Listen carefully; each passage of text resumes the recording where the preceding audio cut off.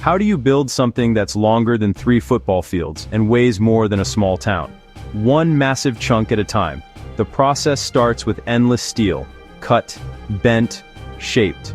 Using computer-guided plasma cutters, workers slice steel into precisely measured pieces that form the ship's skeleton and its skin.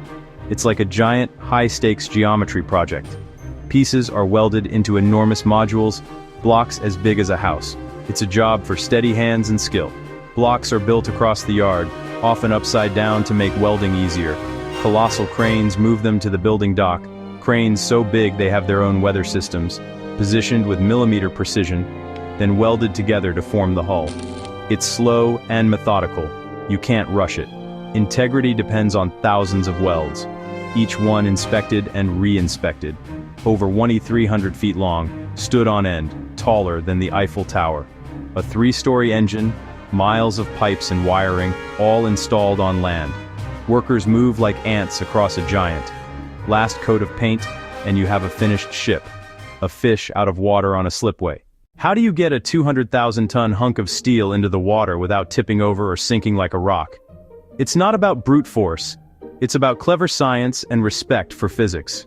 The most dramatic method is the side launch, a heart-stopping spectacle, where the ship is pushed sideways down a ramp, into the water. Engineers calculate everything. They use gravity as the primary tool. Angle the slipway just right, cut the supports, and gravity takes over, pulling the vessel into the river, into the harbor. It's all about balance and displacement. As the ship slides in, it pushes a massive amount of water out of the way. Archimedes' principle on a terrifying scale. Water pushes back with buoyancy.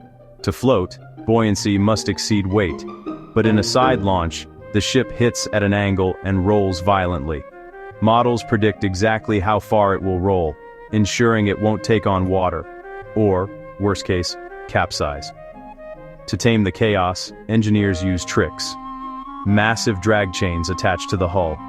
As the ship slides, chains drag, creating immense friction, acting like brakes to slow entry, so it doesn't shoot across the harbor.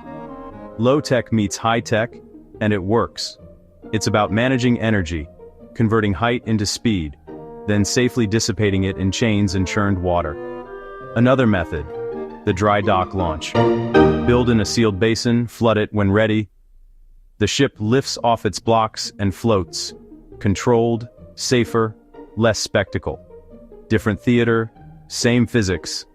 Get enough water under the hull, without breaking your very expensive new toy. Launching a ship is not a spectator sport for the faint of heart. It's a high-stakes, high-risk operation where a million things can go wrong. Hull stresses are immense, rivaled only by monster storms at sea, a weak weld or steel flaw, and the ship could crack or buckle. It's a sound you never want to hear. The financial loss would be astronomical, but injuries are the real nightmare. Stability, a bad calc, a sudden gust, or misdistributed weight, and a roll can become a capsize. The launch wave alone can flood yards, damage vessels, and endanger bystanders. Precision and planning are everything. Flawless teamwork, no missteps. Cut the final supports, manage the drag chains. A single mistake can send a ship careening. There are no second chances. Even a good launch can get dicey. To appreciate the challenge, understand the size. Over 1,300 feet, about 220 people laid head to toe. A propeller taller than a 3-story house. This is the final exam for science and engineering. It moves, hits the water, floats, stabilizes, and the yard exhales. The bottle breaks, tradition and relief. Final outfitting, systems tested, sea trials. Launch is the bridge from land to sea, the moment a mountain of steel becomes a vital artery of global trade. Remember the sweat, the risk, the ingenuity that pushed it sideways and screaming into the water.